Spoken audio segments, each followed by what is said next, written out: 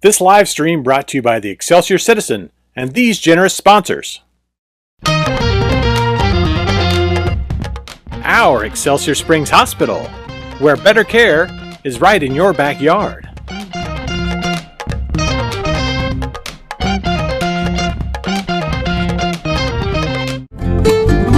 The Simmons Sales Team, your hometown realtors.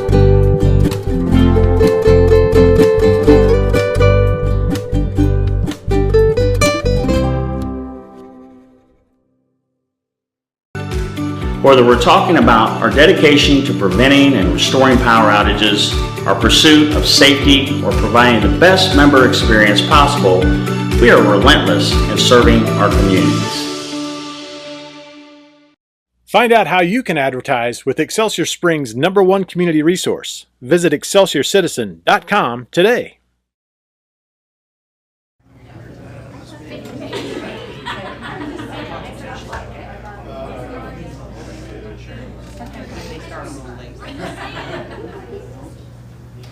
You got it.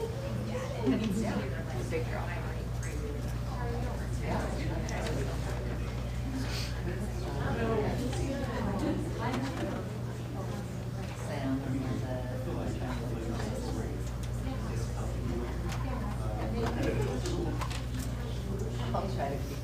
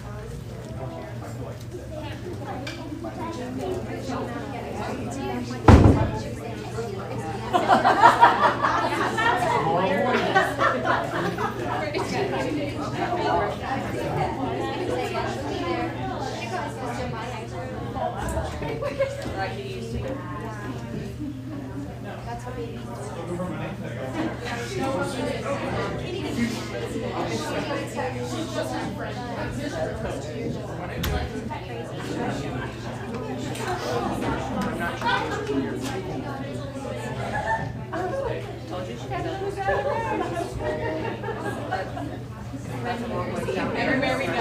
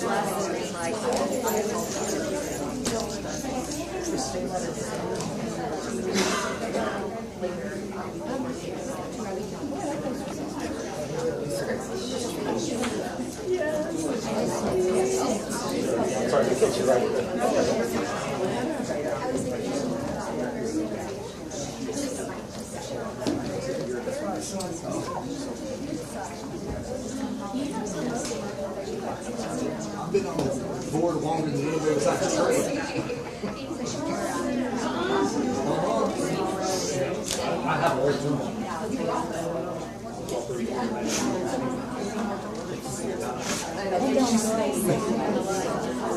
Real simple. Welcome.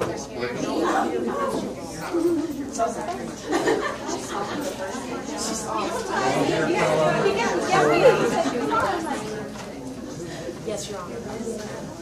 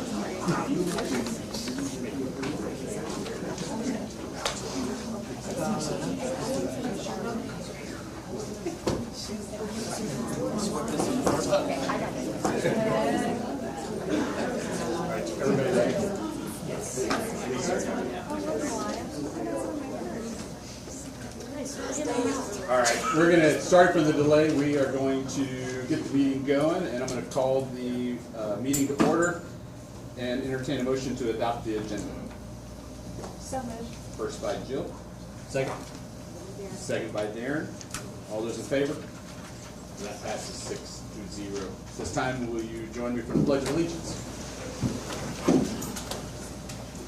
I pledge allegiance to the flag of the United States of America and to the republic for which it stands, one nation, under God, indivisible, with liberty and justice for all.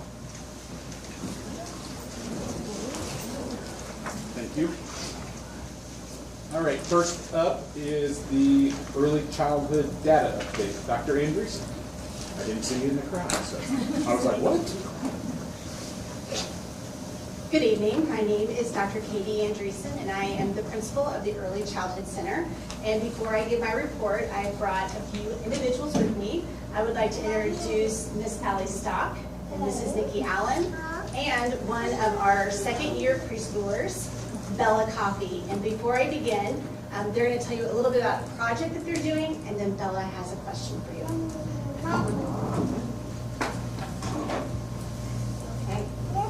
Hello, hi. I'm Miss Allie, so I'm one of our preschool teachers here at the Early Childhood Center. I'm just going to kind of give a brief introduction of the project work we've been doing. In our classroom, we've been working really hard.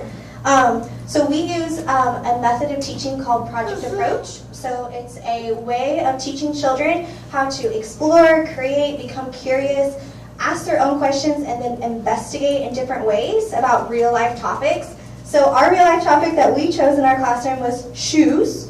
So they're things that we bring with us everywhere. And so it actually happened very naturally in our classroom through mealtime conversations.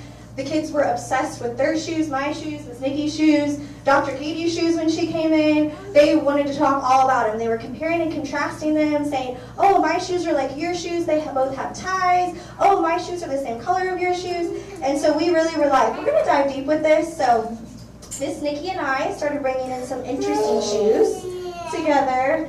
And so we started kind of just like diving deep into that, bringing some interesting shoes in. They started asking questions.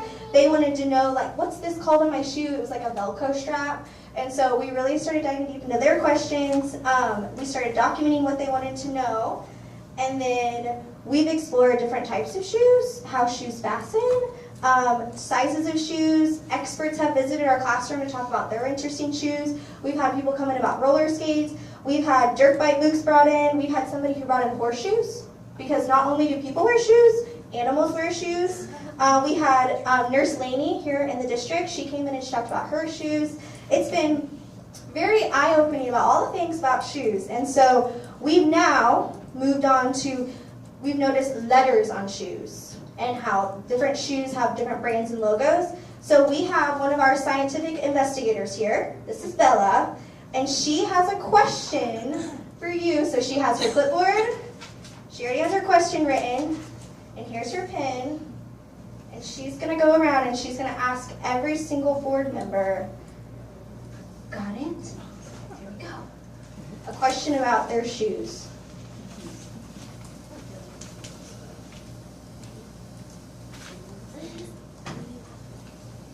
Do you have letters on your shoes?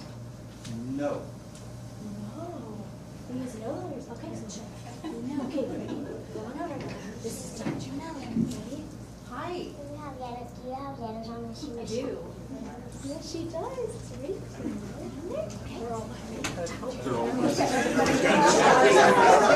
I know, they had no idea. Do you have letters on your shoes? I do not have letters on my shoes. What? Okay, put it in the nose.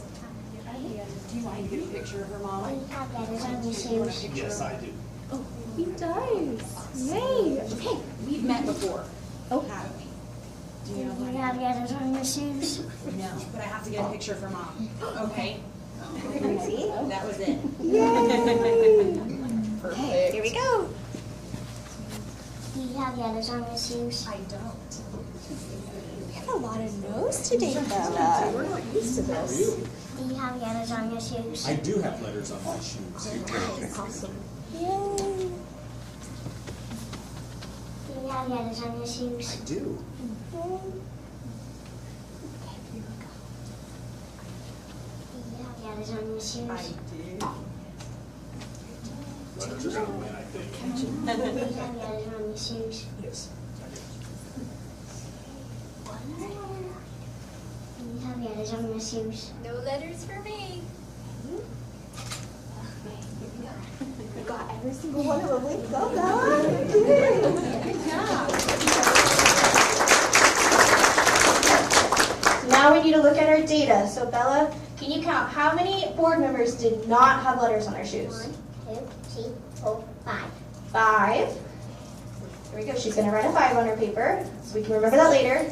How many did? 1, 2, 3, 4, 5, 6.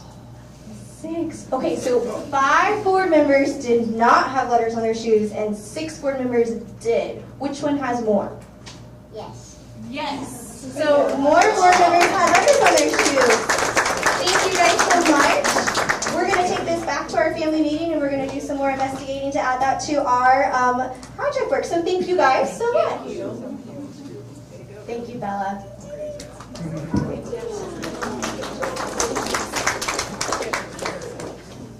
Now for the boring stuff. I'm so sorry after that. Can you advance the slide? There we go. Wonderful. To start off with, I wanted to talk about our enrollment and attendance data. And our enrollment has stayed steady over the last couple of years.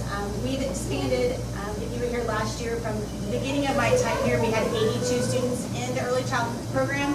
And now we have between 160 and 170, depending on our enrollment. So that's been very exciting to see the growth that has happened. We went from this small building that we're in currently to the old Westview building, and we are already filling that up. So that's very exciting. Our attendance has also stayed pretty much the same as it has. We struggle a lot at the early childhood program. Even though we have weekly meetings, we follow up with families. We work with those families to try to find success for their students, but we do take all students at the Early Childhood Center, no matter their disability, race, color, gender, any of those things. We take all of the kids, and so some of those kids have very high needs. They could be very high disability needs or very high medical needs, and sometimes that causes them to have attendance that is very chronic. So we run into that every year, and we try to help those families figure out the best way to get their kids to school and so they can still experience preschool even though they have those challenges. We always like to tell you that we are working on kindergarten readiness at the Early Childhood Center, and so I'd like to share some data with you about how we're doing. You can see that on the graph, the fall is in red and the winter is in blue. I really wish I was here in June because then I could show you the beginning of the year to the end of the year. That's where we see the most growth. The winter is really a check-in for us just to kind of gauge how things are going and to plan curricular needs and all of those things. But as you can see, we did have a rise from our fall to winter data. If you're wondering what LLD7 means, where it's like, whoop, right there, the same thing, that's our language and it's concepts about print. So guess what we're doing now? We're working on concepts about print. We want to make sure that data goes up. These are all our language and literacy domain. So as you can see to the left of the graph, there's a letters book. The elementary school has been pursuing letters for a few years now, and we hopped on board. The state of Missouri has that offered free through the KCR PBC for early childhood now. So this is the first year they've offered that, and we were one of the first schools to take advantage of that. So our program is a single-year program, whereas the elementary is a 2-year program. So all of my teachers have successfully completed the letters training to help with phonemic awareness, phonological awareness, and then that transition into the skills they need for kindergarten. So that's been very exciting. To the right of the graph, you see Heggerty. And we've been doing Heggerty basically since the elementaries have also been doing Heggerty, because I was at Lewis at the time when that started, and I was also at the early childhood. So we combined those two things. And one exciting thing is that this year, I just purchased it to start next year. We were always concerned because the purple book, which was the original preschool book, it really wasn't something that our younger students could really achieve. And we were struggling with that. But Heggerty produced a new book that's more aimed towards those younger kids. So starting next year, we're going to be able to integrate that in with our 3-year-olds, or our AM students and our younger kids in our full day, as well as have the one that we've been doing. So hopefully we're going to see some great gains with that addition going into next year. We also have coaching. We've had coaching since the beginning for our full day teachers because we connect with Head Start, and there's a coach that's supplied through that. But because we moved to the MOQPK grant, which is Missouri Quality Programs Grant, for our 4-year-olds, or our kids going to kindergarten, all of our teachers will have coaching next year. And one of the neat things about that is they use a tool called CLASS, and it is a very, very rigorous assessment tool for teachers. And one of the nice things is it focuses solely on child and teacher interactions. And so it's not just, is a teacher teaching the right stuff, or is a kid learning the right things? It's those interactions between the two and the success that's found. So all classrooms next year will receive those observations and receive coaching based on those observations. So we hope to see a great improvement, not only in our language and literacy, but if you move on, our cognition. And cognition for us includes math and science. So as you can see, we did well again going from fall to winter, except in Cog 7. What is that one? Cause and effect. So guess what we've been working on since we got this data? Cause and effect. But this includes stuff like classification, number, sense, and quantities, measurement, shapes, cause and effect, inquiry and observation, as you saw Bella doing, documentation, which you also saw Bella doing. So we do all those things with our kids to help prepare them to be K-ready. So we continue to work on those skills as well. Go ahead.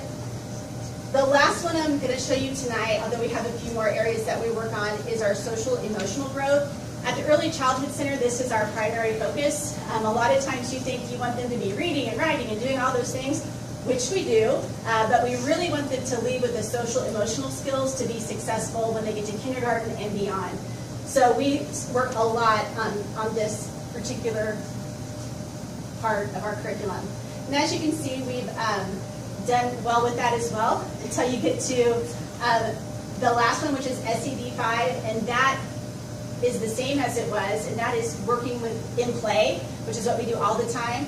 And the crazy part when I was reflecting on this was we really started high, and that is a real credit to our program. I was like, why am I not seeing a bigger gap here? Well, our social emotional data has risen over the years, so now you can see we started in the 70s and up at the 80 and above in the fall.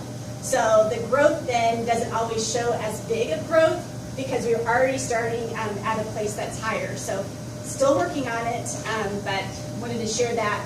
Some of the things that we do at the ECC that makes this really successful is that we work with PBIS, which is a district initiative.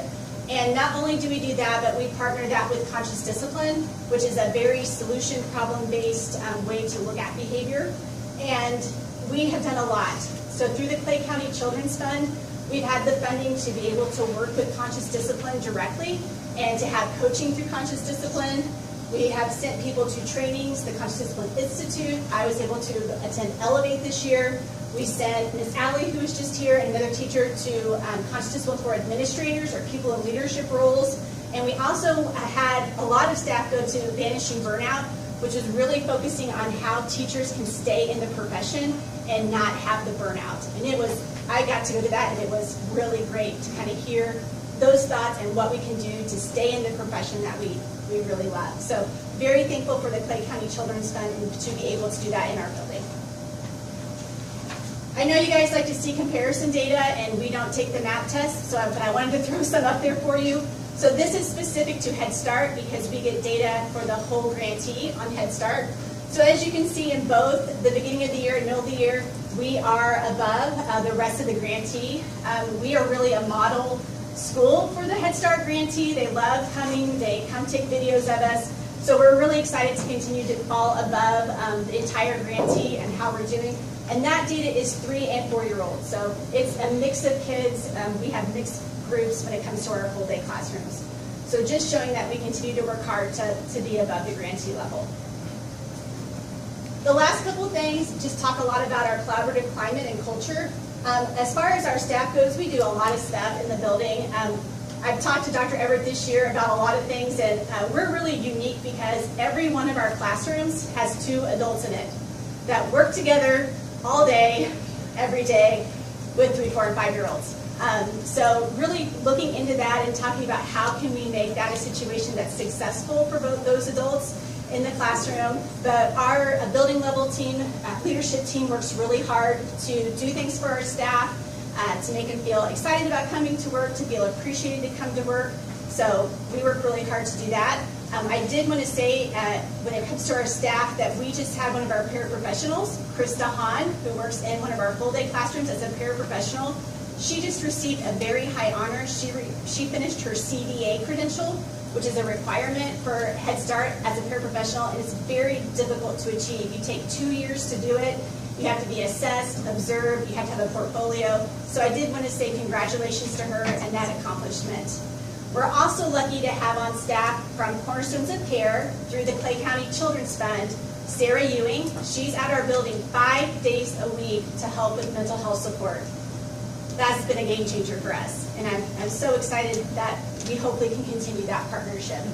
We also have Valerie Owings, who comes in and does play therapy for our students, and that has also been another great addition to help support our preschool students. As I mentioned, we've partnered with Conscious Discipline, so we have one person who is dedicated to come and work with us. She's been in building, she provided a family event, and her name is Lynn Young, and she's a Conscious Discipline certified instructor, and that's also been game-changing for us to have all those level of supports in place for our teachers to be able to have success with our students. The next one talks about our family engagement. This is really one of the things I'm proudest of with the preschool and the things that we've accomplished.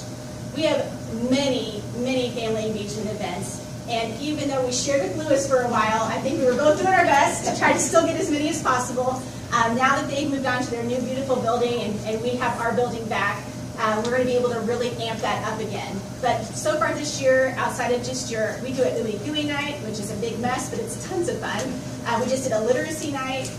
We did conscious discipline training for families. And one of the unique things about how we do that is we have families come and they're trained by a professional trainer, and we have our staff come and they are getting training with the kids.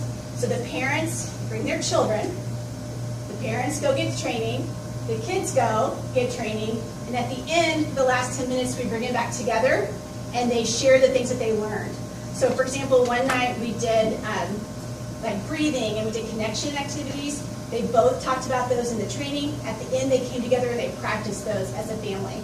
And you can see a lot of the pictures that are up there are that. You see the adults and you see them doing the drain and all those things. So very, very proud of that unique approach that we have at the preschool to really get kids and their families on board with what we do and teaching the parents those same skills that we're teaching the kids. Doesn't really help if we're teaching kids that the parents don't know, so we really try to make that connection. Just the last slide just tells you about our upcoming events and to show off some more cute students. But we have one more Conscious Discipline Parenting Night coming up. Anybody's invited to that. You don't have to be an early childhood parent. Anyone is invited to attend. We have spring parent-teacher conferences that align with our developmental tool that we use 3 times a year. We do Kicking It with Our Kids, which is one of our favorite events. We just go out to the stadium and we just have tons of fun with families. Popsicles on the playground for end of the year, and then we'll do another screening in December to recruit for next year's students. So that's a little bit about the ECC. Do you have any questions for me? Thank you very much. Got one? Sorry. Got one. Do you know how many of our kindergartners come to our ECC students make up our kindergarten students. So I was thinking about that during the kindergarten readiness slide. Just wondering how many of your students make up, like what percentage on average of our On average, about a third. So our capacity, right, that has a lot to do with capacity where we're at right now as far as the number of students we can take of that age. But we have about a third of the kids that will go to kindergarten next year. And since we started, like I think the first year we sent maybe one kid to Elkhorn, and Dan King was superintendent at the time. He said, we got to get more kids out there. And so like now I think we're sending a whole class of kindergartners out to Elkhorn. So but probably about a third of our kids will roll into kindergarten next year. Do we know how many of our kindergartners, though, like that your students make up? Does that make sense? So you're going to send a third of yours, but so again, thinking about the kindergarten readiness and across all the preschools that are out there, but our ECC and Head Start, do you think that it probably makes up like 10% of our students, our kindergarten students? I am not sure, but I'll find that out. And one of the nice things about Excelsior is like we have kids at the Early Childhood Center, but we also share kids with Talented Tots, we share kids with Treehouse, we share kids with Imagination Station. So it's not necessarily like ever an us versus them. There are some kids that only attend one, but we also share quite a few kids. Some kids come to half a day at preschool at the ECC and then half a day at preschool at another location. Or receive services like at Treehouse, for example, but come receive their special education services at the Early Childhood Center. So there is an overlap of quite a few kids that we are shared. Any more questions? Thank you. Thank you guys for your continued support.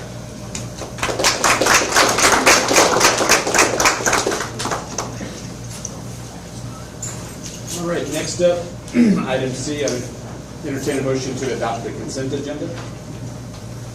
So moved. First by Darren. Second by Kenny. All those in favor? And that passes 6-0. Next up is our recognition, and I'm doing it tonight, right? I'm going to try this. Don't hold me to this, okay? So, after the, during the levy proposition that was on the ballot and stuff, we had the high school journalism class wrote a great article, so I wanted to make sure they got recognized for it. So, would Willis Schreier? It's Malaya. Tedesco. I was like, she told me twice. And I'm like, okay. If you guys would stand up for recognition, you guys wrote a great article.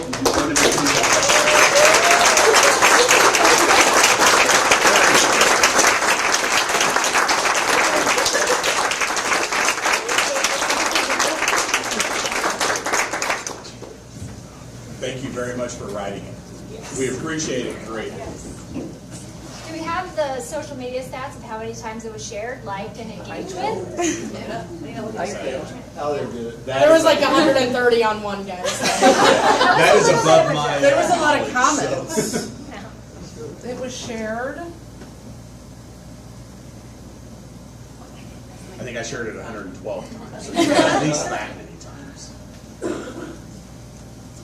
You should make sure all the board members know your guys' Facebook and Instagram so they can all...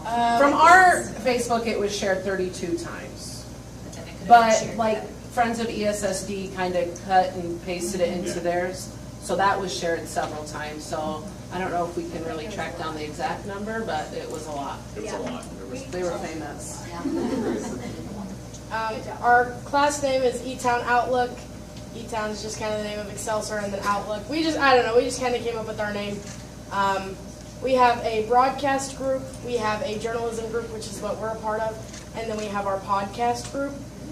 We have our own website that includes all of our features, which is what we write, all of our broadcasts and all of our broadcasts and our podcasts.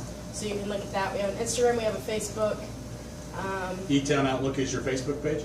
Yes. Okay. You got to make sure you put the dash in E-Town dash Outlook. Or E-Town Outlook, sorry. Maybe we get a paid internship with a citizen to... Yeah. Wouldn't be a bad idea. No pressure. Yeah. He heard that. Would love to have a stronger relationship with the schools. Thank you guys very much. Thank you.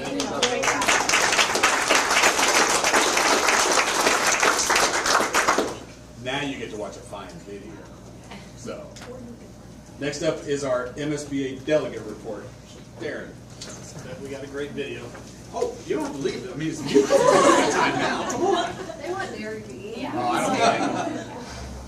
Welcome to the April edition of the Missouri School Boards Association's Board Report. We begin with a look back at MSBA's Advocacy Day event held on March 11th in Jefferson City.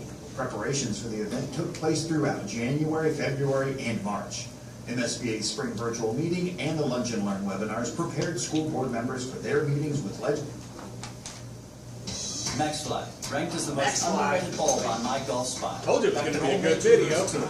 On to the and Masters. provided information on several legislative issues now before the Missouri General Assembly as it heads for its May adjournment. Commissioner Carla Esslinger spoke during the Advocacy Day event at the NOLA. Commissioner Esslinger said that although there are challenges surrounding public education, she is noticing a trend. The uptick that I'm seeing across our state is that we're getting more people in prep programs. We're seeing more attention of our teachers. We're seeing our attendance rates starting to come up. But there's some really good stuff happening in the state of Missouri. You guys are knocking it out of the park. And here's my challenge to you. Please, please, please get loud. Very loud about the successes you're having, the work that you're doing. You're not ignoring the problems. You're still going to work on attendance and absenteeism and teacher shortage or whatever else you've got to do. But when you've got stuff that you're thrilled about, makes your heart proud, and makes you really, really happy about doing your service to your communities, get loud. Tell everybody. Tell them twice. Tell them 3 times. The Carter D. Ward Excellence in Advocacy Award was presented to Mary Draper of the Wright City R2 School District Board of Education. This award is given annually to a past or present board member who has excelled at advocacy. Mary stressed the importance of ongoing advocacy for public schools. Advocacy isn't just for Jefferson City. It's something we need to do every day in our own communities. If you don't stand up for public education, the strong foundation we've built for our kids and our communities and our state will start to crack. Advocacy Day also included the Student Showcase at the Capitol, where students from school districts throughout the state were on hand to discuss and demonstrate innovative programs in their districts. A special thanks to the Jefferson City social media program for attending the showcase and for helping out with documenting the event. What do you hope that the legislators and representatives walk away with knowing about your programs? I hope they take into accountability of how passionate our school is with just trying to help focus on getting more teachers out in the world and really just helping us in general with college credit, helping us find the right path for us. Make plans now to attend MSBA Summer Summit June 16th through the 18th in Branson at the exciting new venue for this year, the Hilton Branson Convention Center on the Landing. Join school board members and leaders from across Missouri to learn about emerging trends and hot topics in education. The summit's general session features Jean Becker, who was President George H.W. Bush's Chief of Staff for nearly 25 years. She's the editor of Pearls of Wisdom by Barbara Bush and the New York Times bestselling author of The Man I Knew.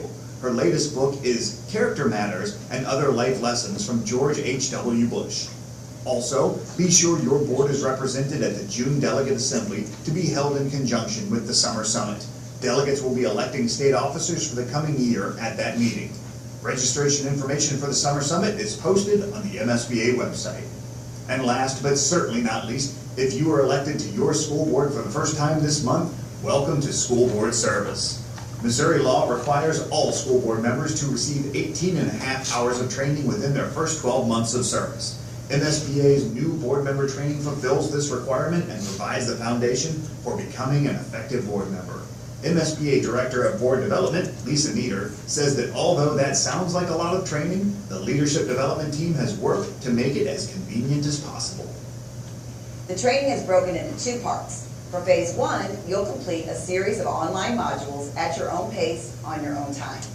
These modules are designed to increase your knowledge of important topics related to board service. In phase 2, the remaining 8 hours of your training will be done live with other board members, where you'll discuss and apply the information you learned online.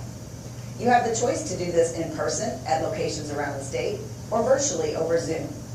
Training topics include board operations, school finance, student achievement, school law, and more. Once you complete your training, you'll be certified and ready to serve your community effectively on the school board. Plus, you'll help your district fulfill an accreditation requirement. The training is free for all new board members. Check the MSBA website for a schedule of the training opportunities along with registration information. That's it for this month. Thanks for allowing us to have some time at your board meeting, and we'll see you in May for the next MSBA board report. All right. Anything else, Darren? Pretty sure that covers it. No visitors. All right, we have no visitors for the visitors forum. We'll move on to discussion item. First up, Dr. Bullenmower with the approval of the 25-26 career ladder.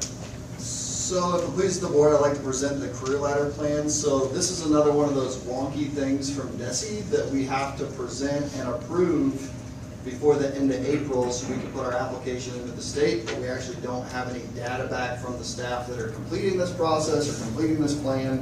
And it's not done yet. They haven't had to turn anything into those things, and it's not finalized. So we want to present a plan to get approved. That's also, it's going to be dependent on not only the state approving what they're going to allocate towards career ladder, but also it's going to be dependent on the board budget approval. So a couple things there contingent on that. So this is the plan that we would like to put with our application to the state that's due before April 30th. And then if the state allocates that money, and then it's technically approved financially as the board approves the budget in May and or June. Just some financial overviews there. So DESE pays 60% of the career ladder, so we reimburse 60% of that. The district pays 40%. So estimated next year with the staff that we anticipate participating, that'd be an estimated cost of about $940,000. DESE contributes $540,000 of that. The district contributes about $400,000. Talked to Audra today. I think this year we're sitting right at about $360,000 that it's going to cost us. So that would be 40%. So if you do the math, DESE would reimburse us for 60% of that. So essentially we get $1 million almost of money to put towards teacher staff for compensation, and it only costs us 40% of that. Again, I don't have any of the data because they haven't submitted that yet. So what the career ladder does, the career ladder is made up of 2 representatives from each building, except for our 2 smaller buildings. So the ECC has 1 representative, and the Career Center has 1 representative that represents the career ladder team. We try and present that, or we try and handle that group very similar to the PDC, in that it's a for us, by us group, so they're not only the representatives, they're not only helping create the plan, but they're also helping lead it in the building, and they're also suggesting changes, how it carries out, those types of things. Just like Dr. Miller with the PDC, for the career ladder, I kind of provide a overview, a judge, some guidance, direction on where we want to go. What we did to provide some data was we do a career ladder summary data. And so you can see that there. So last year, 151 teachers participated. Overall, at the end of the year, it was about 79.5% retention rate. This year, 150 teachers participated. As of 3/20, it was about a 90% retention rate. That's gone down. We've had a couple teachers resign since then that participated. But we'll have that better at the end of the year when we get some of the data. This survey, there were total responses of 89 responses, so 89 of the 150 staff members participated in the survey, and then there were 59 total open-ended responses, so I tried to put those in there, try and summarize those. It's kind of like any other survey that you get feedback. There's, on one side of the coin, they really appreciate the streamlined it was this year compared to last year. On the other side of the coin, they want it to be even better and more streamlined. I think one of those common comments is that we have to track tutoring in different ways as a district. So we not only have to track it for the state because we have to tutor so many kids with their reading success plans and those types of things, but we also have to track it on their career ladder plans because we keep those in case we're audited, they come back, they want to check that the teacher did that. We keep all those forms in a binder for that year. So there's different ways. Some of that redundancy we cannot remove, honestly, but the career ladder each year tries to take those responses from the staff members and try and make it more streamlined as much as we can. Another big piece of that, so something that we added last year is the expansion of student learning, which would be the tutoring. Many of the surrounding districts, it's hard to get the teachers to tutor. It's hard to want to spend that extra time. And so with the career ladder, if you're on the highest step, you can get $50 an hour if you're collecting career ladder for that. I think we had 15 comments that said that's probably the most frequent challenge is finding the time to do that or finding the students, because a lot of times they're battling with the same students to get in there and tutor. Also during the day, whether you can do it, not do it, if you're willing to give up your plan time to do that sort of thing. But then on the other side, we had 6 comments reflected strong support of the tutoring requirement. So I think as we look at this, as we get actual objective data, as that gets submitted, that's something that I've talked with Mr. Gilkey about. He'll be taking over the career ladder for next year. As we get that data, we meet as a career ladder team. We can look and see if there's something there that we want to adjust, whether it's reducing the percentage of career ladder. I think working with the career ladder overall, their sentiment, and I wanted to make sure I got this verbiage correct from the president and the vice president, that we've done this for 2 years now, and we've changed a couple things significantly. So I think what they were looking at is, can we change less things this time? There seems to be good support for it, although there are some frustrations, there are some difficulties. So that way we're actually comparing data apples to apples. That being said, I think as we get the data, as we go into late summer, as we go into the fall, that's something that we can work with Mr. Gilkey and the career ladder team. If there's something that we want to adjust, if we want to revise that as we go in there and adjust any of those requirements, we can do that. It's just going to impact whether we're able to compare apples to apples in the future. So the suggestion of the career ladder committee would be there's no significant changes to the career ladder plan. They added a section trying to clearly outline where there were limitations, and they take that feedback from their buildings throughout the year. We meet sometimes monthly, sometimes bi-monthly, just to collect this data, try and make decisions. I try and guide them in a way where it's, as a district overall, we're trying to make sure that we're making fair decisions for all the buildings. And again, down there highlighted, subject to annual appropriations, not only by the state, but also by the district. So, the Career Ladder Committee's recommendation that I want to present, I recommend the approval of this plan as it is outlined, understanding that it's not going to be budgetarily approved until we not only find out from the state whether they're approving the allocation for it, but also as the district budget. So with that, I will entertain any questions. I have a question about Career Ladder with the tutoring. I know there's a certain percentage of it that Desi says that you have to have student contact or tutoring. Yep. Once an individual, let's say a teacher meets those hours, then do they have to keep tutoring students? No, they don't. They meet that requirement? No, they don't. That's really our requirement. Is that is some of that is tutoring, and honestly, some of that's because we had a tutoring budget, and it was really hard to find people to tutor, even for $50 an hour. And there were other districts that were doing something very similar. And so that was something that we tried to put in, because we have to have, our students have to get so many tutoring hours as required for their success plans. And so that was something we were trying to do to motivate, and honestly try and reimburse them $50 an hour, whereas it used to be. I mean, I think that Lewis, when I first started teaching, we were tutoring for $11 an hour. Is that right? Well, I know, that's been a long time. It's more now, and so that's something that we can look at. Certainly, we don't want this to be something that causes inordinately more stress to our staff, but also the state says, you know, if we're going to reimburse you for this, it has to be stuff outside the regular duties of your job. You know, one of the ways that we try to help fund this on the district side, because $350,000 or $400,000 is a lot, was we took our building stipends and rolled those into the career ladder.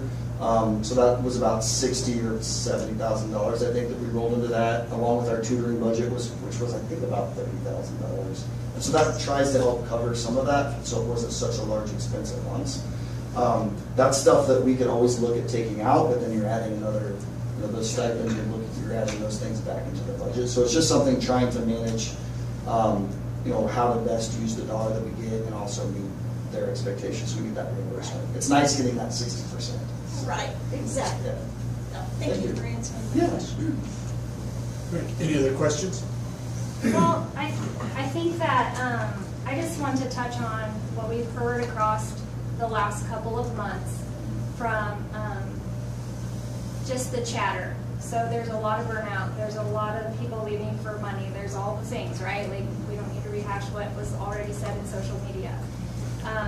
And it's also been made very clear that we as a board need to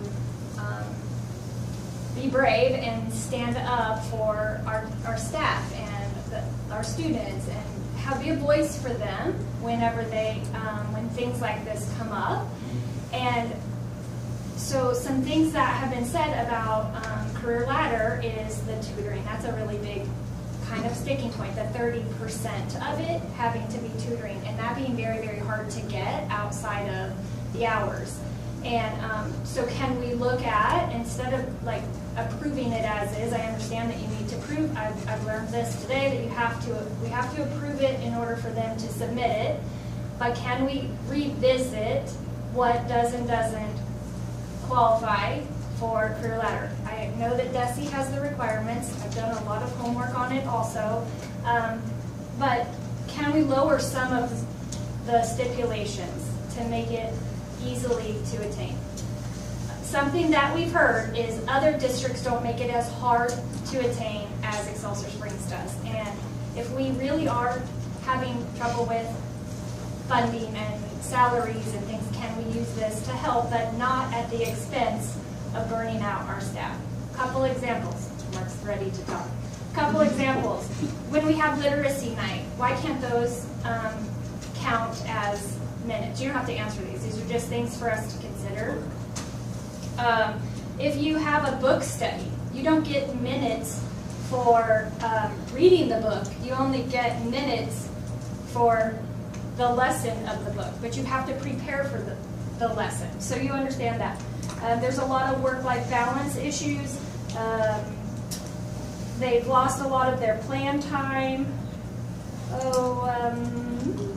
I know that there's people that are like, say the thing. But the good that's come out of it is there are a lot of clubs and activities that we wouldn't otherwise have. So I know that that's a big win, but we don't get points or hours for planning that. It's only when you're in contact with the student.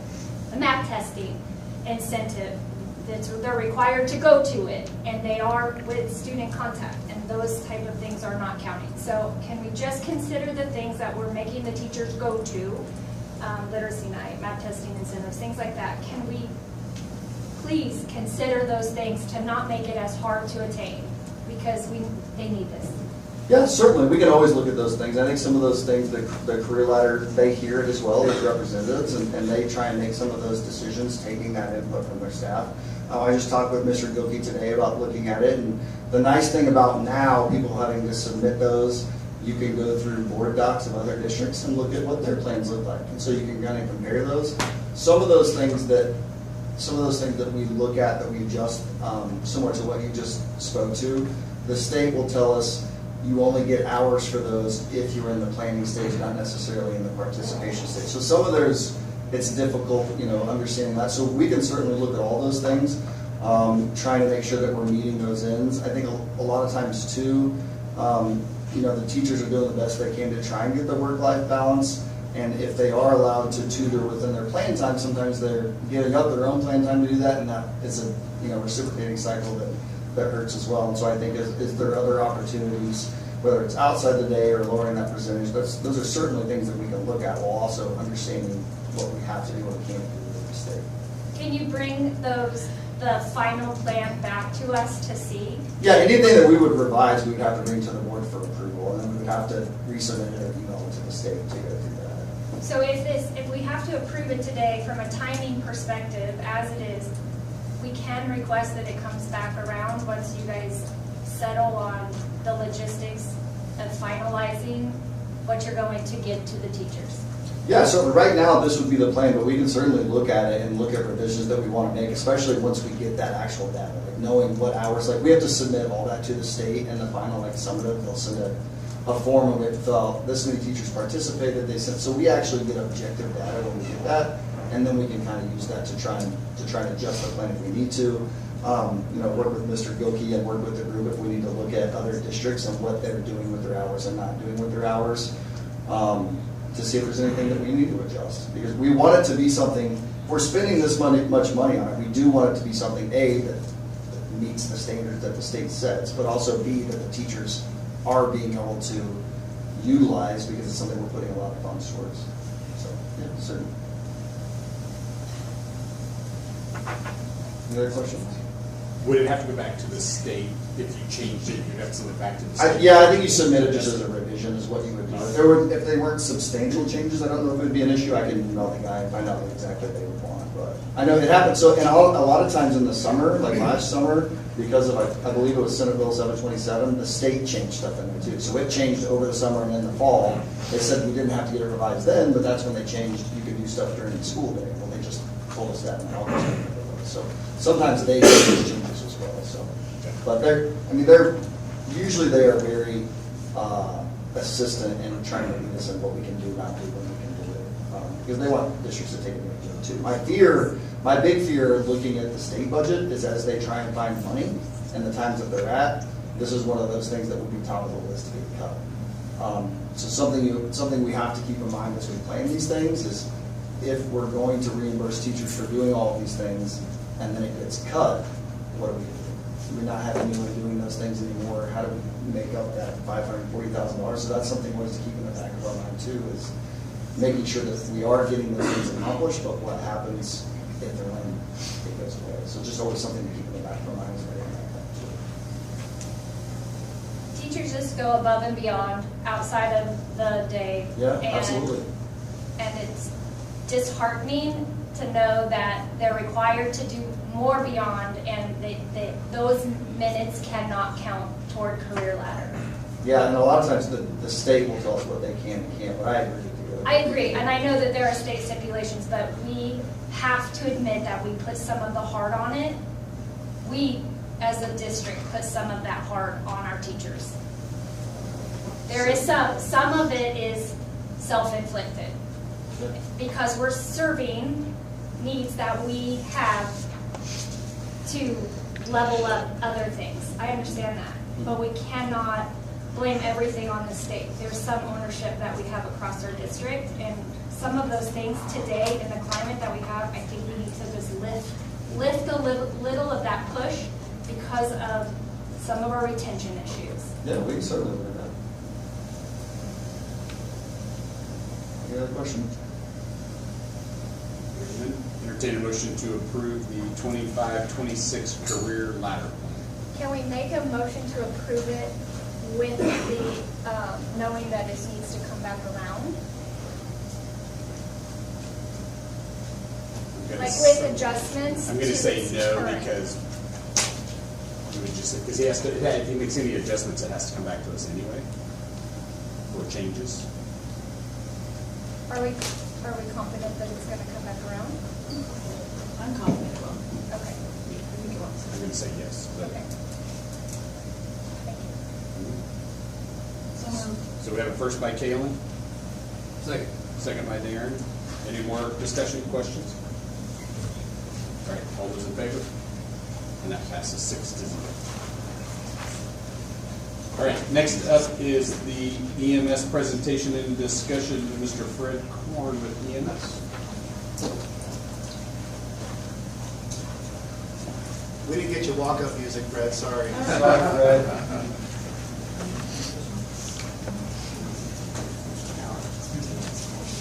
I'm not sure what you picked, so I think we'll just leave it like that.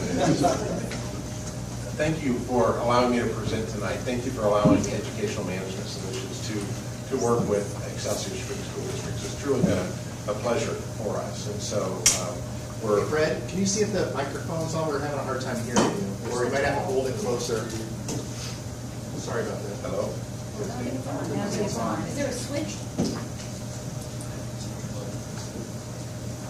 I'm the master of user error, so... All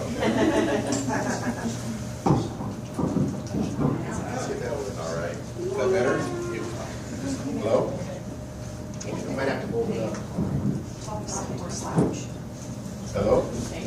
All right. Well, thank you for allowing Educational Management Solutions to present to you tonight. Thank you for allowing us to work with the school district.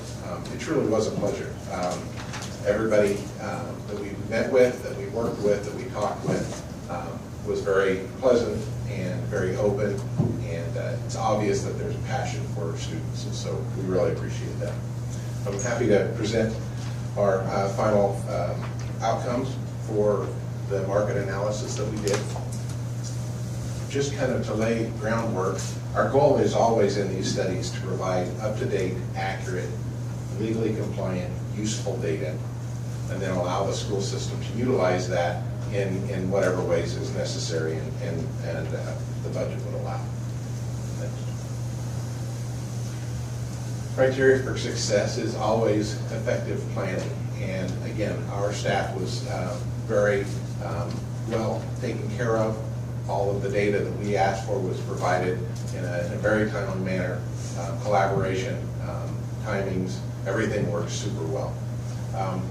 We want to always make sure that we bring as many people, voices into the process as possible. And so we've tried to do that uniform approach. And really, again, we want this to be a foundation for action for the district. And so our goal is not simply to finish a project. We want to be here to help you understand the data and then utilize it in the best way for the school system. So next. This project took on these 4 phases. The first was that planning phase. In that, we really wanted to identify what are all of the job titles that are in the study. This is a market analysis study, and so we began to really understand that data from the district standpoint so that we could make good market matches. We did that through a series of data collection activities. As I say, we looked at your current structures, your current job descriptions. We met with supervisors to find out really not only what the job titles are, but how are the jobs utilized in Excelsior Springs, and to what level are the different competencies needed, so that we can make sure that we get apples to apples comparisons. We did a market analysis with competing school systems, and then are providing funding for recommendation. As I said, in that job analysis, we really want to make sure that we understand not just high level, but at a real good detail, well, how are these jobs utilized at Excelsior Springs? Across the state and across the nation, job titles vary pretty radically from district to district. And so too many times what happens is you match job titles and then the data is not really valid. And so when we look at this, we wanted to make sure we understood your data at a really high level. Then we made contact with those competing school systems. And we didn't say, do you have another job this title? But do you have anybody that performs the majority of these functions at this level? When we found those, we determined them to be apples to apples matches. And so this job analysis, again, we met with your supervisors, and it was very fruitful on our side. The supervisors were very open and helpful. Next slide. As I said, we started by looking at all of the job titles in the study. In a market analysis, typically you're not going to do a market study of every job in the employer. Most of the time in the industry, about 1/3 of the jobs are identified as benchmark jobs based on their placement in the range, the linchpin ability to other jobs within your organization, and also the ability to find apples to apples matches elsewhere. Our studies are more complex than that, and so we are really more in the 40 to 50% range of all of the jobs in the district we did analysis on. So, next slide. We also wanted to make sure that our market sources were effective. I'm from Kansas, Salina, Kansas. It doesn't matter what we pay in Salina, Kansas. We do a lot of work on the east and west seaboard. It doesn't matter what we pay, what those folks pay. What matters is your competing area.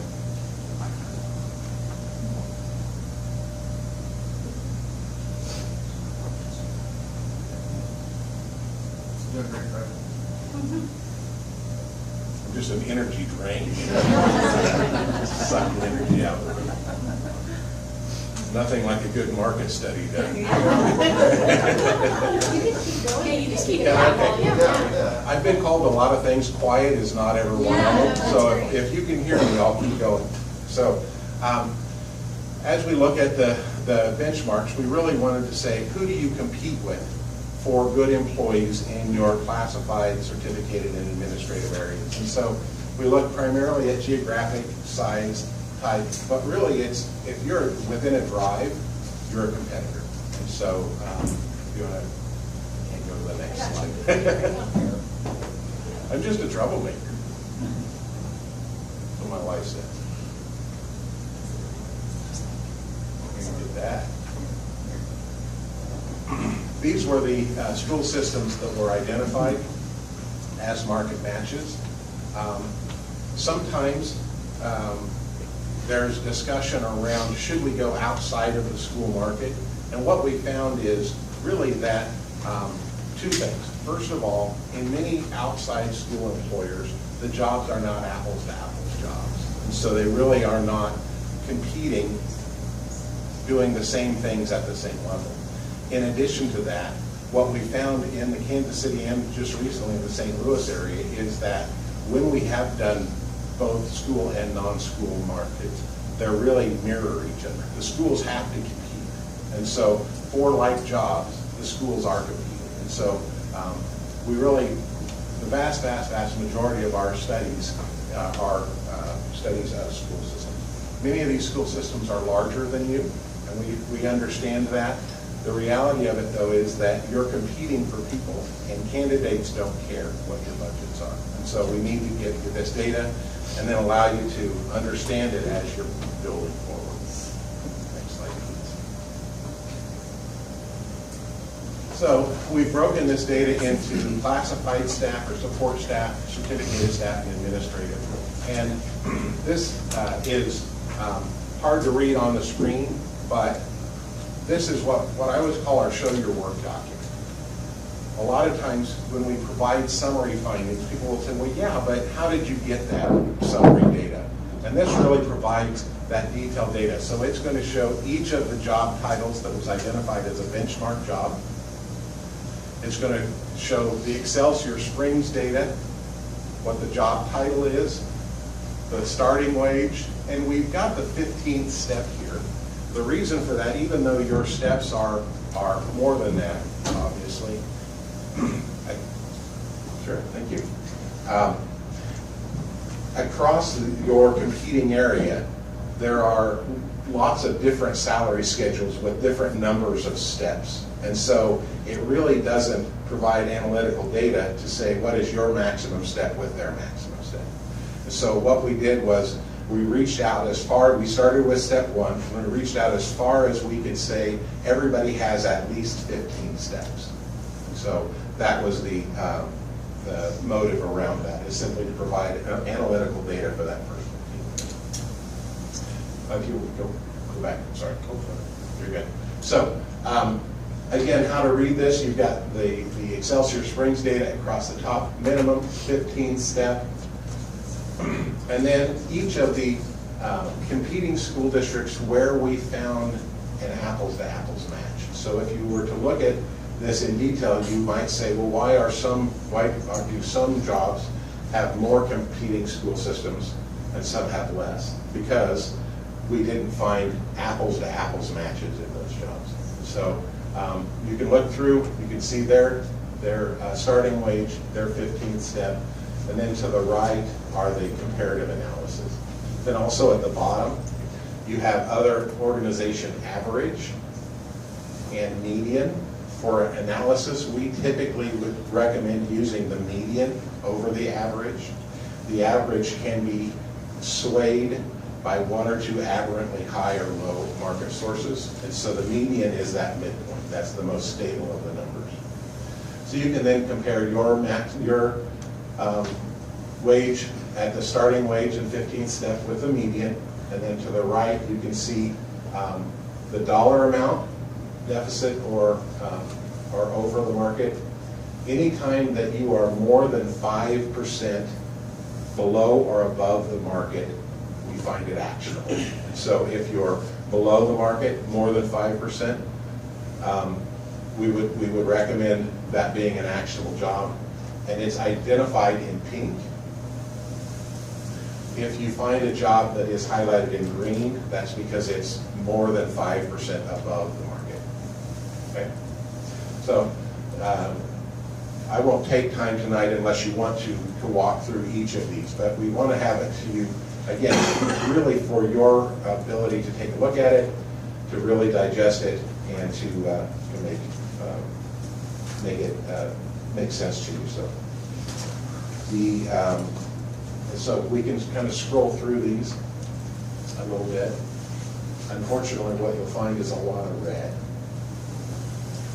and pretty significant numbers of red in the 20 to 30% range at that starting point.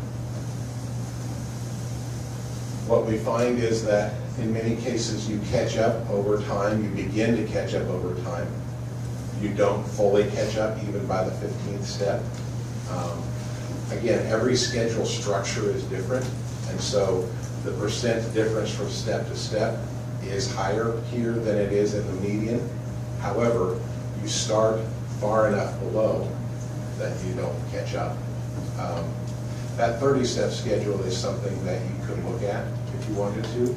Just simply the more steps I have, the more difficult it is for me to keep my starting wage accurate and appropriate with the market.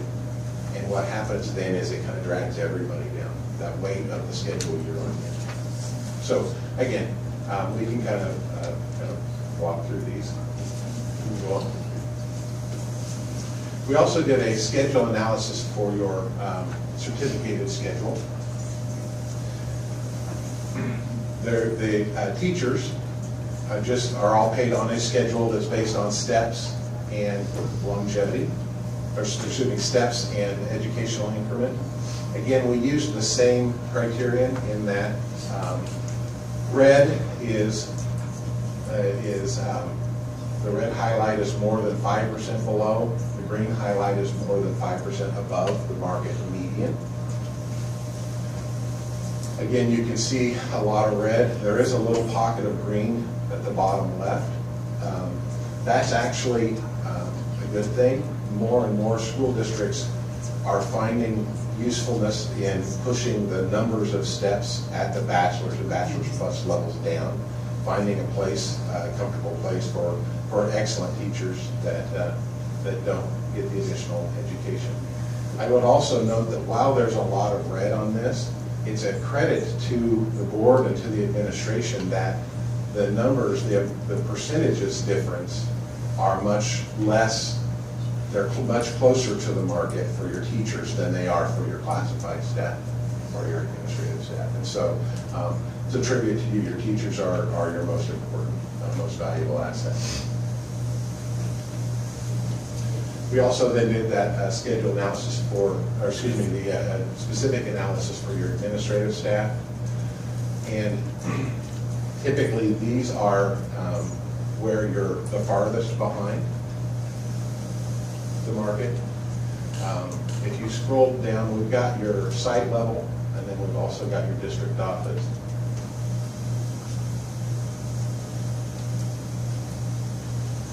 As we looked at, we want to scroll back up. I'm sorry if I can find it. There, we did it. Yeah, there we go. We did an analysis of the assistant superintendent, and what we found was based on the levels of responsibility and the duties that were performed, the competencies that were needed, that it did match with the other assistant superintendents in the area. However, we also did because job titles matter. I'm telling you, I'm just sucking energy. Because the job titles matter, we also wanted to, in larger school districts, there are executive director positions. And so we also wanted to find what would a similar executive director be paid. And so that is starting wage of $64.28 as compared to your assistant superintendent that's $51 starting.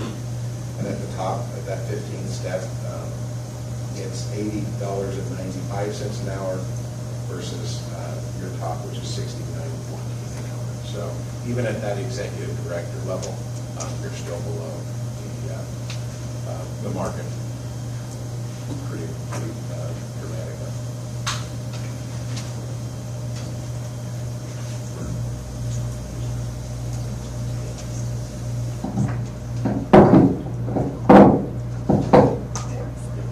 There we go.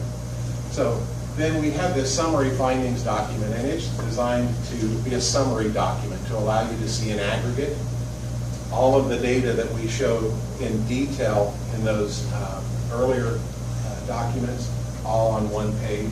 And so it can show you, we've got this broken into not only classified and administrative, but within those the job families. So administrative support, instructional support, and so on. So that this is really a good way to look at it and find trends.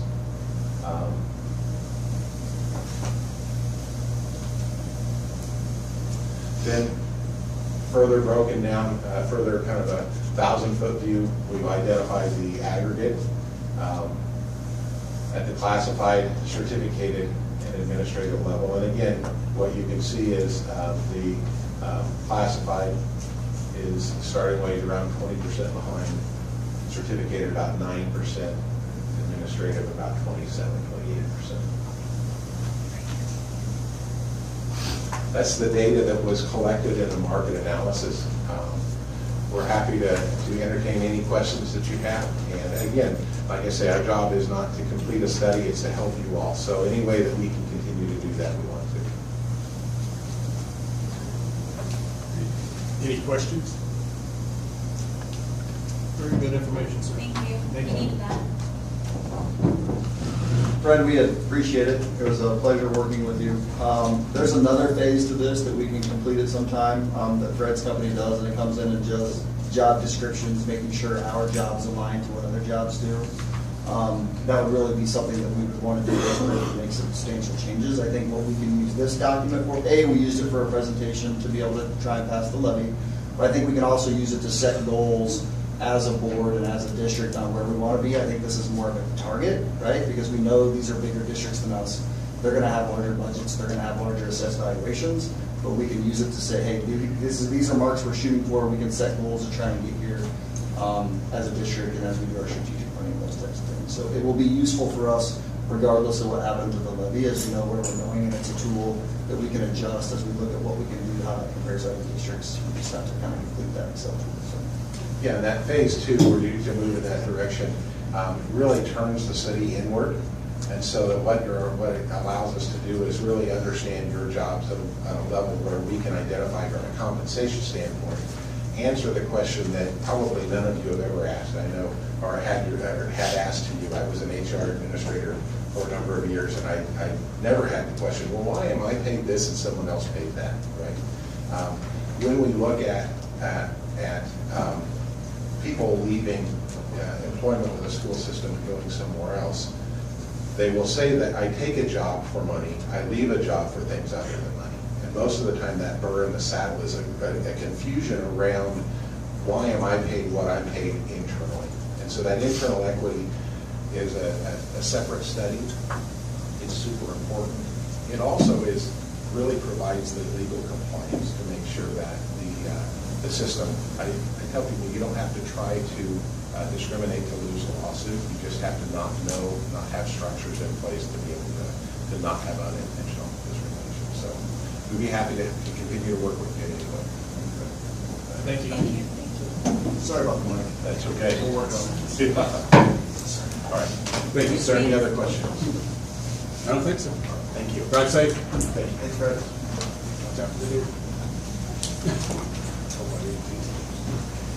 All right, moving on to our summer school presentation. Dr. Harrison, Ms.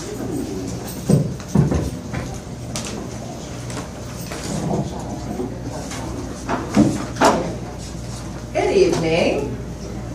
We are here to give you just some general information and some of our plans that we have for summer school this year. So we will start off with a work day for all staff on May the 27th, and then on the 28th of May, summer school begins, and the last day will be June the 20th. So, and of course, no school on June the 19th. The hours are same as previous years, so 8 to 2:30 for middle school and 8:15 to 2:45 for elementary. And then just some things to mention from the elementary perspective. First of all, our enrollment at the time that we created this presentation was 293, but we're already like 25 more than that now. So still really hoping to get close to 400 before summer school begins. So we're really going to push in May. And as we get children that are signing up for kindergarten especially, and encouraging our 5th graders to enter into that 6th grade program. We have 30 staff members so far. Again, there's the hours. Just a little bit of the structure for summer school. Our morning hours, we really focus more on the academics, reading, writing, and math. And then in the afternoons, we try to do more project-based and experiments and science and more hands-on activities for students and that they really enjoy. We want kids to have fun at summer school as well as learn, but we know that we have to do fun things to keep their interest and to keep them coming back. All students do get to participate in PE or archery. Our 4th and 5th graders all get to do archery, so they love that very much. We also have teachers that come in and work with small groups of students to get in some of those career ladder hours for tutoring. So that was very successful last year. We had a lot of teachers that took advantage of that, and the students, of course, are the ones that benefit. We have fun field trips planned, movies, bowling. We have a petting zoo coming in. We don't take the littles on field trips, so we're bringing people into the school to do some fun things with them. So some science experiments that are coming, and the petting zoo. And then we really work on getting kids to come to summer school. So we do a lot of attendance recognitions and really celebrate kids coming to school with lots of prizes and recognition every day. All right. So the secondary part is, so far we have about, like Dr. Harris said, we've actually increased too. So right now we probably have about 87 that have, since we did 6th grade transition night. We have 15 staff members. Our hours, so we share busing. That helps with our cost. So that's why we're kind of like 15 minutes apart with it. So the way we kind of structure the middle school is that we do 4 classes. So every 6th grader will do an intro to middle school class, and then so we kind of revamped what that jump start looks like, so that way all those kids can be here, and then they get to take 3 fun classes. So what those fun classes are based off of, really they kind of get to pick and get that experience of picking a schedule. We have Nature Unhooked again.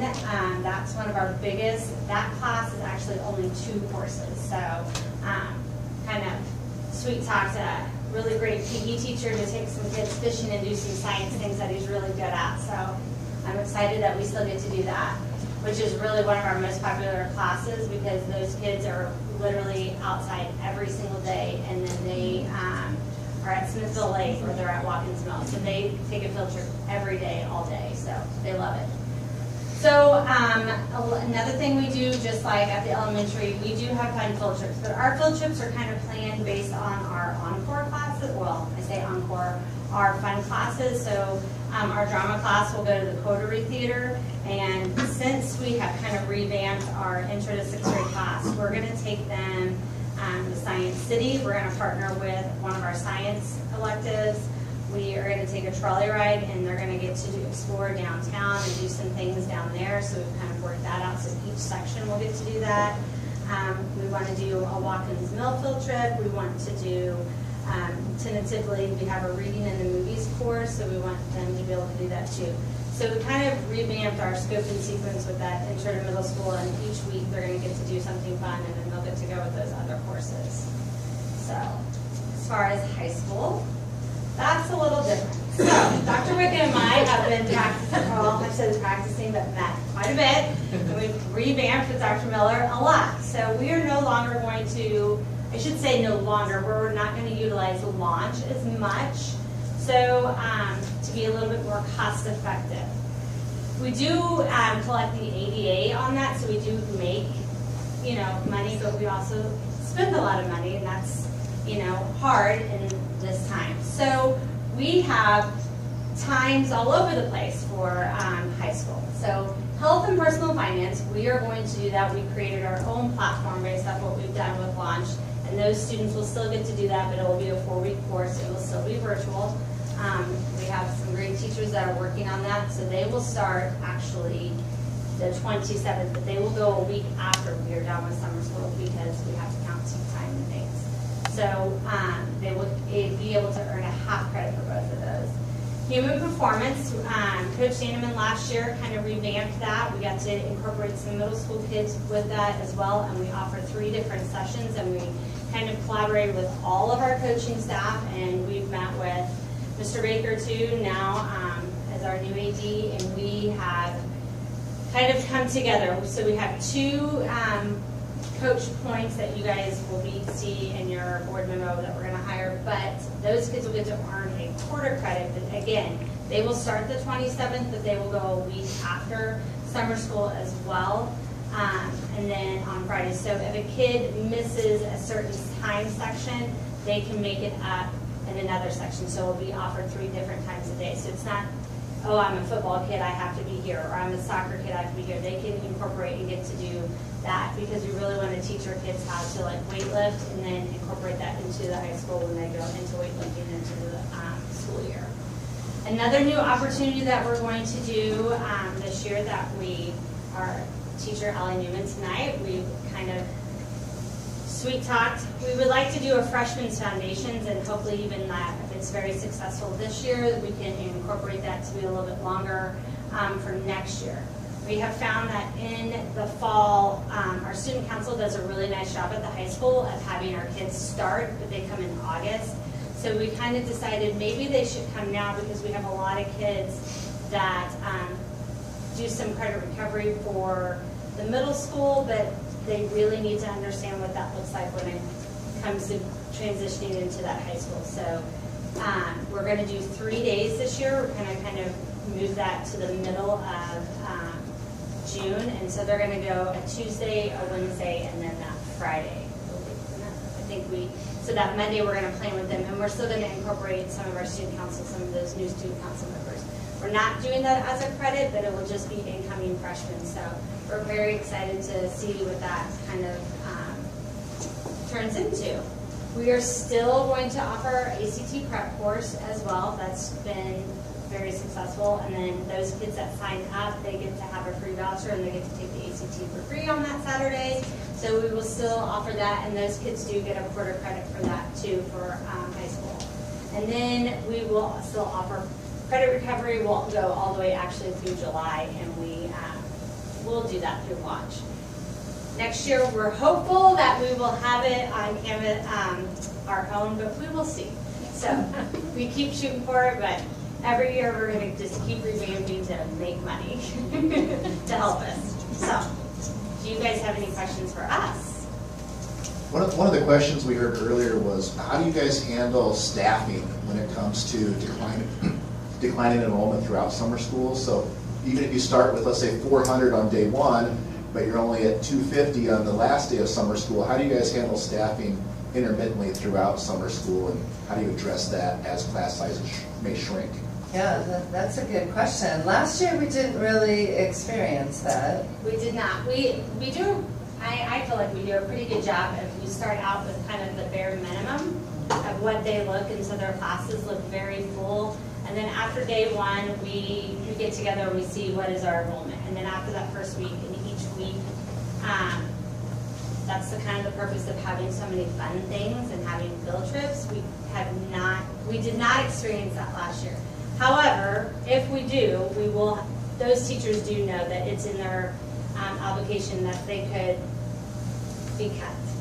However, we try not to. That's why we start out with the very bare minimum. So for example, we have about 300 in the elementary. That's really where we start hiring. So if we end up having 150 to 200, we will have to hire more teachers. You guys see us, last year we hired all the way throughout until, I'd say like even till June. Those teachers know they are kind of the first to go too, unfortunately. But we've not had to do that, knock on wood. We have in the past, but this year, or the last 2 years, we've been very successful where it has not dropped. The middle school is where we actually see the biggest decline, and that's kind of why last year we revamped our Jumpstart program, so we wouldn't have to do that. So we hired, I believe, about 13 teachers, and we could have used a couple more, so that's why we gave a couple more elective encore type choices, so we were able to hire 15. So, and then those teachers are still going to do remediation too, because we have quite a few students, a lot more remediation kids this year. So. And I will say too, this year we were able to place all teachers that were interested in teaching summer school.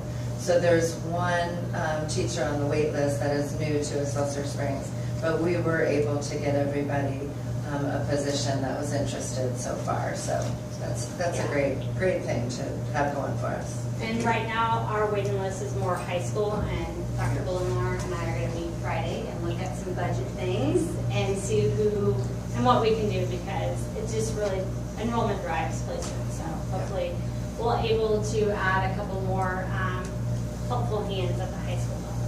So we'll see. Thank you. How much does the district spend on summer school, and then how much do we get back from the state? Great question. I just worked on that budget as well. Like we talked about. Yes, we did. So I just worked, well, based on our numbers, like right now, we'll probably break it about the same as we did last year. Right now, it shows like about 150,000 that we could make, but it kind of just depends on bus routes. I project everything based off of what we did last year. Our enrollment right now is a little different. The thing that I'm excited about that I think is going to help us this year will be that we collected the 88 before with our summer school classes, personal finance and health, but it looks a little different when you kind of put it on our formula sheet and get to see what we are in-house and what those kids and how we can kind of count that. So, and then the way we're redoing kind of human performance and then the freshman foundations, because those kids are 8th graders, even though I'm not giving them high school credit, I can still count those 3 days as 88. So right now we're looking a little bit higher, but we're hopeful. A lot of things that we've trimmed, we don't spend a lot of money in supplies. So our first year, I would say 3 years ago when I did it with Ms. Sheldon, we spent quite a bit of money, probably about $20,000 in supplies and things. And then last year, I think we maybe spent about $6,000. So this year we projected 8, kind of in the middle, just because we revamped intro to 6th grade. Like, I'm going to spend about $15,000 or $1,500 on that course right now, just on field trips, the prizes, things like that. But I want to keep those kids too, so it kind of outweighs what we spent. So I feel like we've done a pretty good job of weaning out a lot of unnecessary expenses. And then, again, teachers get to, they don't have to put a lot into their supplies with their own money. So we've kind of done really good at keeping sure that we have lots of hubs and recycling and doing things that we've not had to spend a lot of money on. Thank you. You're welcome. Anything else? Anybody else? Thank you, ladies. Appreciate it. All right. Thank you. Great job.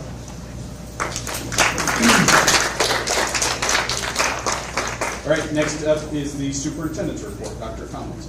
This is pretty brief, but I just wanted to make the board abreast of some of the things that are going on here at the end of the year. So when we went out and got our lease purchase to construct Lewis Elementary, we were able to take the money from the lease purchase. So we get the $35 million in the lease purchase, and we get all that money up front, and then we spend it out as the project goes on.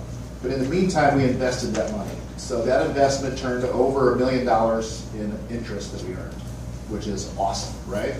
But we also have to spend that by the next month, So we've got just over $1 million left in there. We have to spend all of it. If we do not spend it all, Then we have to pay what's called arbitrage, which is around a $377,000 fee, of which we get nothing in return. So the money that we went to the lease purchase was for Lewis construction, and then we have to use it on facility use, okay?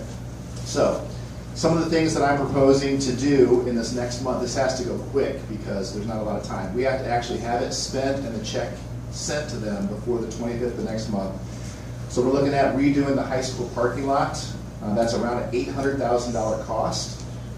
The district office roof, the CO office roof, it was the smallest and it was rated as the worst in the district.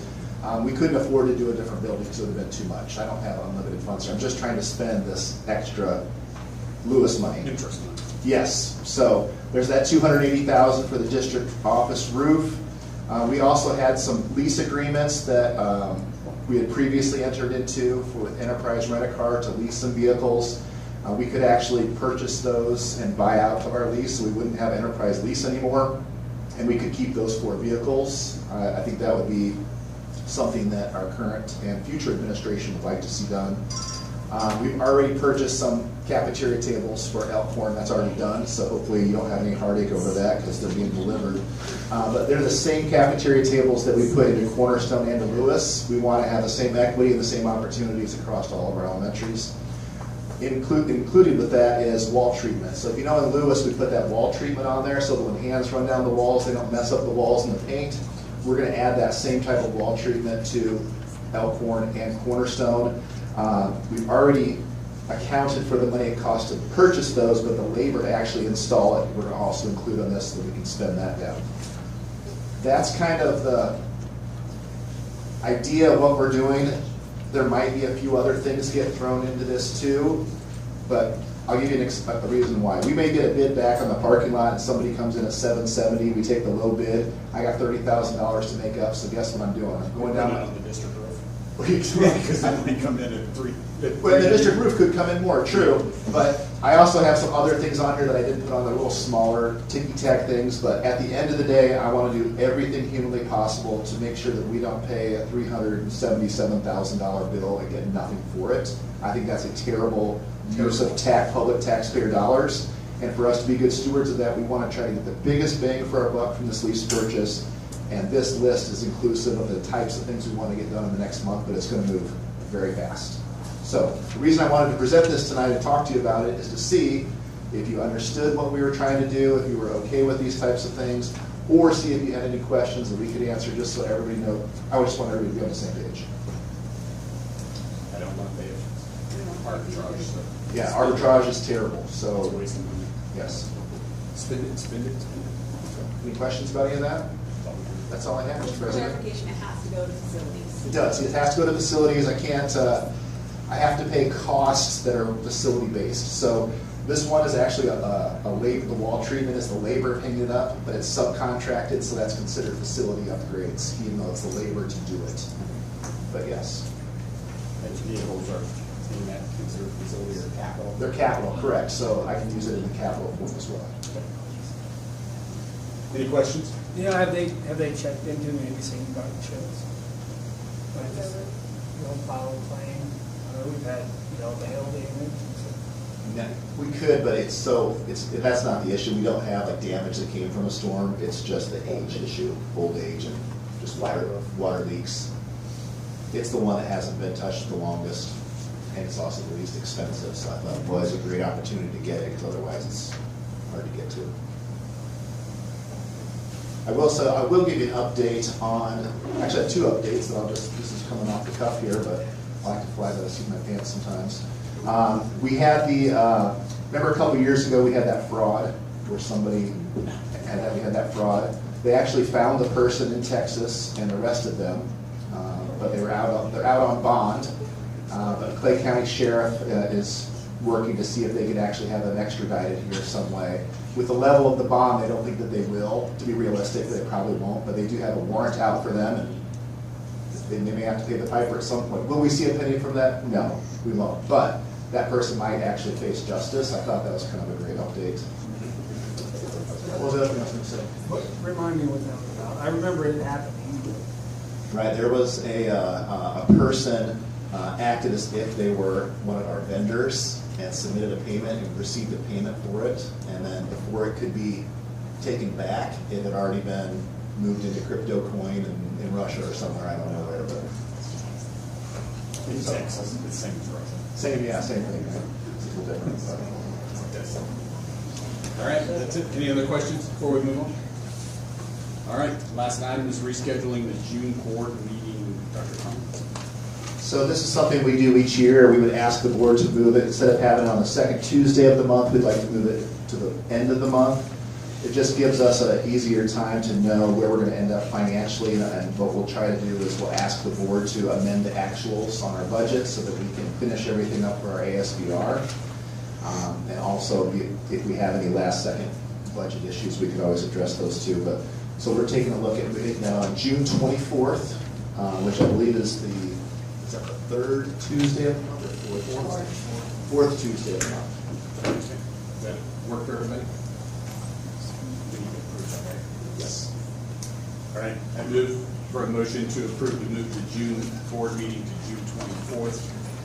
So moved. First by Jill, second by Caleb. It'll be the same bad time, same bad location. Any questions or concerns on moving the board meeting? Hearing none, all those in favor? And that passes 6-0.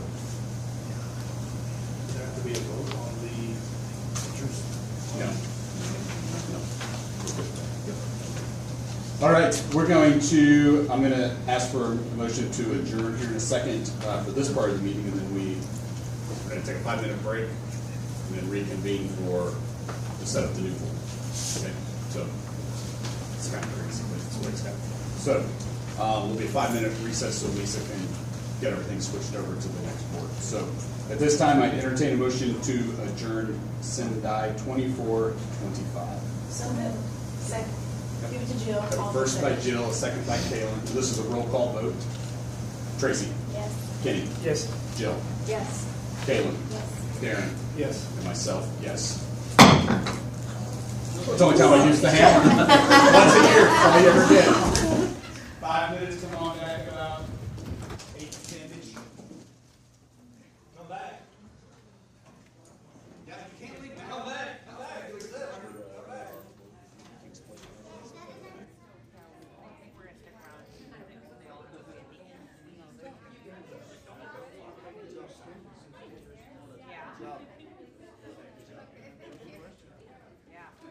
I was going to ask that question.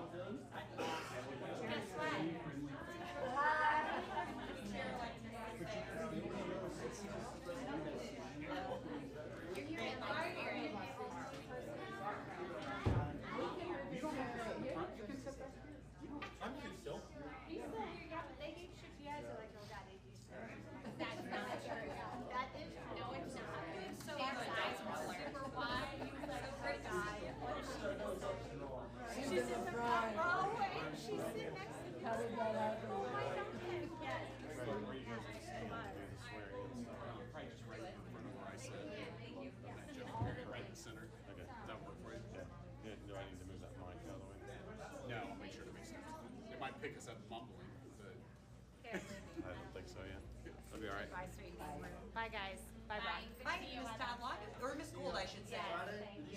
Reports. No, I have not. I will do it right now. I know, believe me. It's on the calendar, believe me. I have to say, and you know what? I thought of that 3 times. I was like, oh my God, I haven't said that tomorrow. I'm doing it now, 10 o'clock. I can't sit anymore. We're not used to sitting. Oh, we're not. My ADHD gets real strong. Right? I sit in one spot.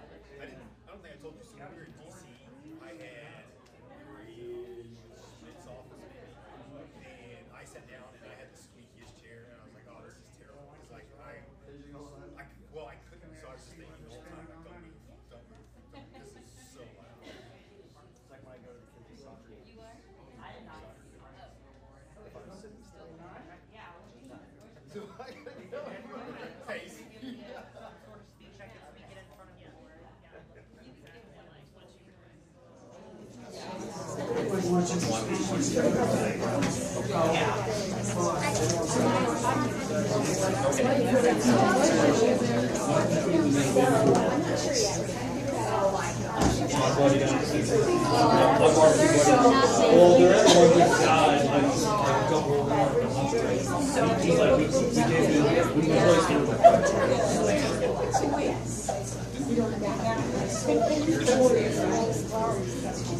And recently, she's really happy.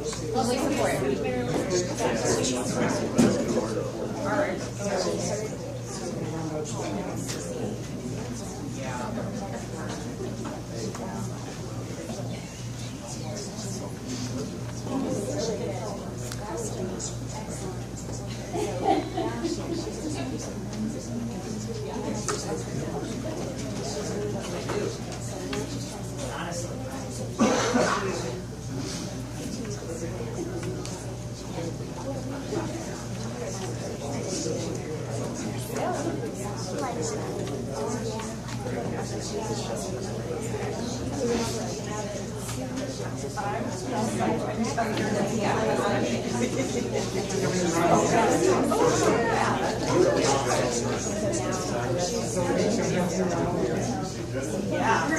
Good to see you.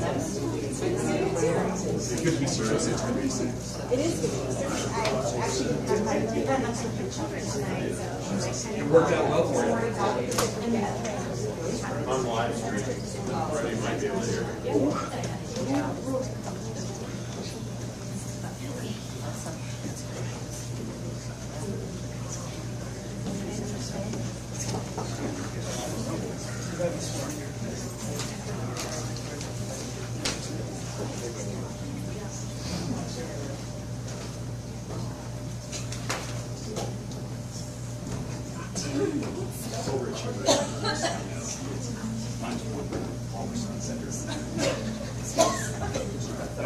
Got a permanent hole?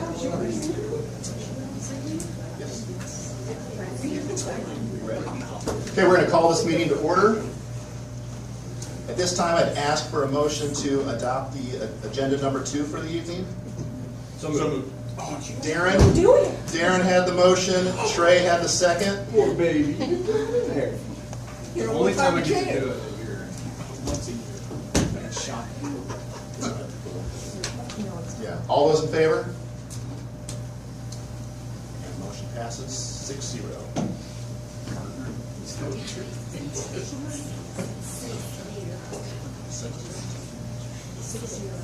Until we do the oath. And at this time, I'd like to ask Ms. Shelton to provide the oath of office to our new board member and our 2 returning board members. Yes. Just join me right down here in front. Don't step on Jason's microphone.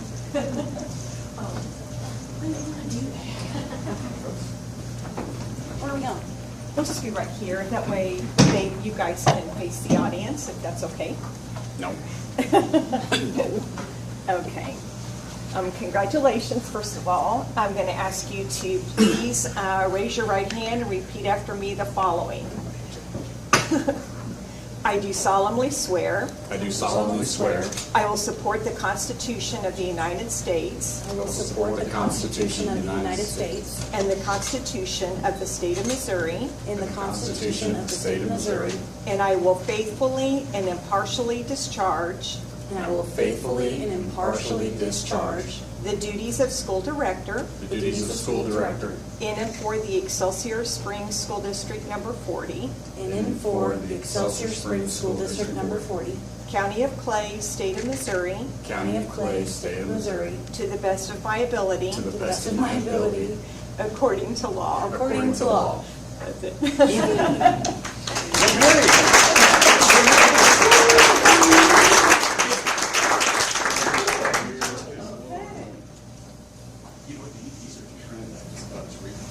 Okay. He's now the already Yes. At least I messed up my album. Yeah, you didn't mess up so bad. So does that mean you're not legally married? According to the DMV. At this time, I'd like to direct all the board members, so I handed this out to you on the break. It's policy BBF and school board policy. This talks about school board member ethics. So you are required to read this board policy and to sign and return that to Ms. Shelton. It does cover things such as duty of care, how attentive you are to the responsibilities of your office, making sure that you're placing the interests of the district in all of your decisions, and that you're able to act in a manner that builds community trust. So those are some of the highlights there, but you are asked to read that and sign that and turn that back into Lisa Shelton, preferably before you leave this evening. Would be great. Right? Doing it right now. Pass them down.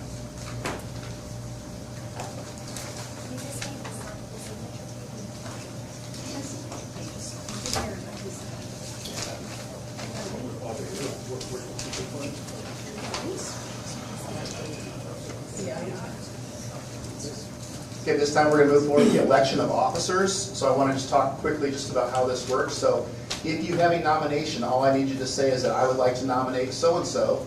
And if we have multiple people, then we'll work on a vote after that. But if you're just nominating someone, just make a nomination and we'll take that. So at this time, I'll open the floor for nominations for school board president. Are there any nominations? I nominate Trey Harkins. Are there any other nominations for school board president? Okay.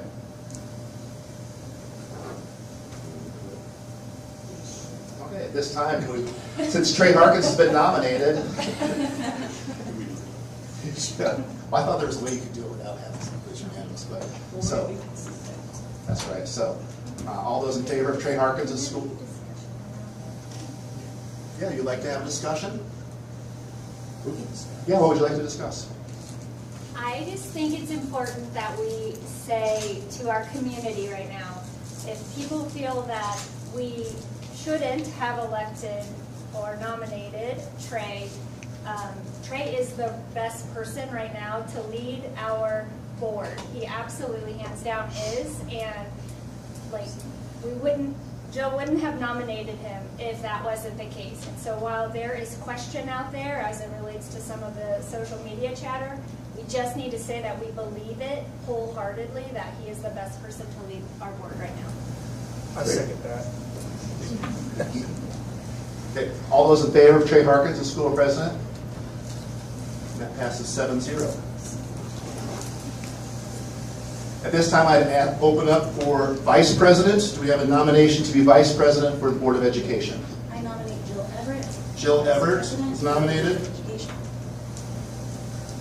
Do we have any other nominations for vice president at this time?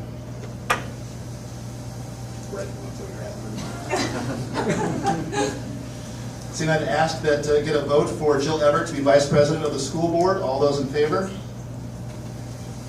Oh, Please vote for yourself. That passes 7-0. At this time, I'd like to return the control of the meeting to our president of the Board of Education, Mr. Trey Harkins.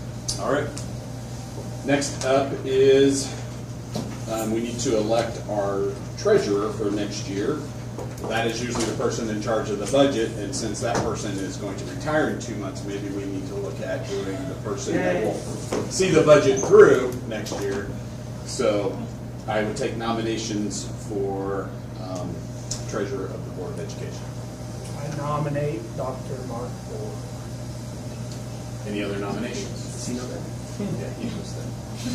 He didn't like that, but he knew. Hearing no other nominations, all those in favor of Dr. Bullimore being the board treasurer? And that passes 7-0. Next up is nominations for our board secretary.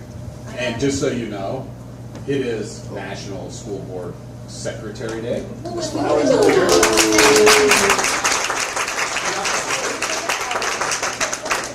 The one who really runs the board. Oh, I nominate Lisa Shelton for board secretary. Okay, we have a nomination for Lisa Shelton as our board secretary. Any other nominees? You wouldn't know what to do though.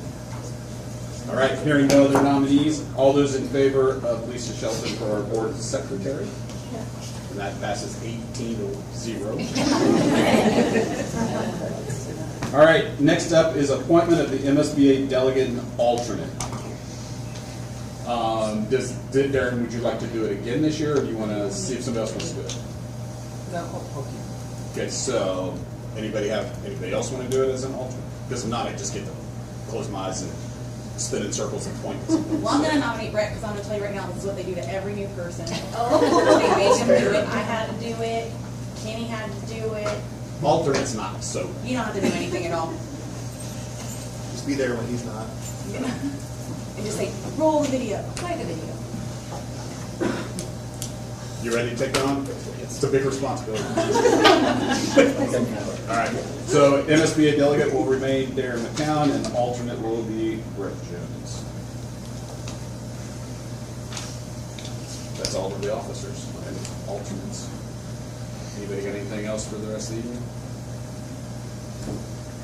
All right. This time I'd entertain a motion to adjourn. Oh, too soft spoken. Tracy, Jill.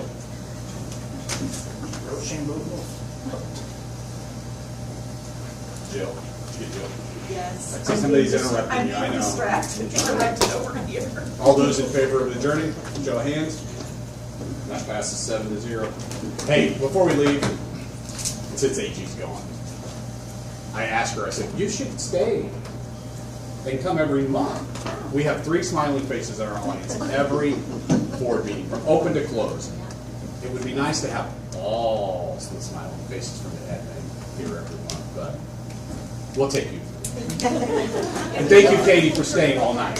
Appreciate it. Everybody have a good night. We'll see you in 2 weeks, I think it is. Sure.